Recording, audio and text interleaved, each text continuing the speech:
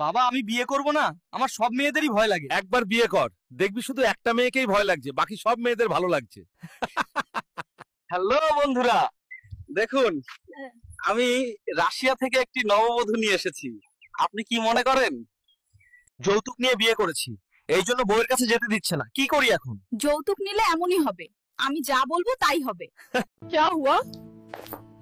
Cell भी तोड़ दी और सारी रात टांगे आसमान पर रही, चीखें निकल गई मेरी। हाय বিয়ে করছো, আমার সাথে যাবা না এখন? বিয়ে করছি, বউ সেজে ছবি উঠানোর জন্য তোমার সাথে যাব না। ছাড়ো না, এই বিয়ে আমি মানি না, আমার বয়ফ্রেন্ড আছে।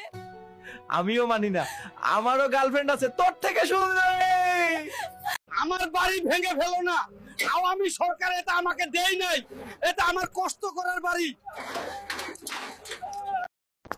স্যার, আপনার নতুন ফ্ল্যাটের সমস্ত কাগজপত্র আমি দিয়ে দিয়েছি, এখন থেকে আমাদের কোম্পানির ওষুধগুলো প্রেসক্রাইব করা শুরু করুন। আমার দুই বন্ধুকে 4টি শসা দিন, ওরা কিনতে লজ্জা পাচ্ছে। তোমার শসার দরকার নেই। এই 20 টাকা লোড দেন।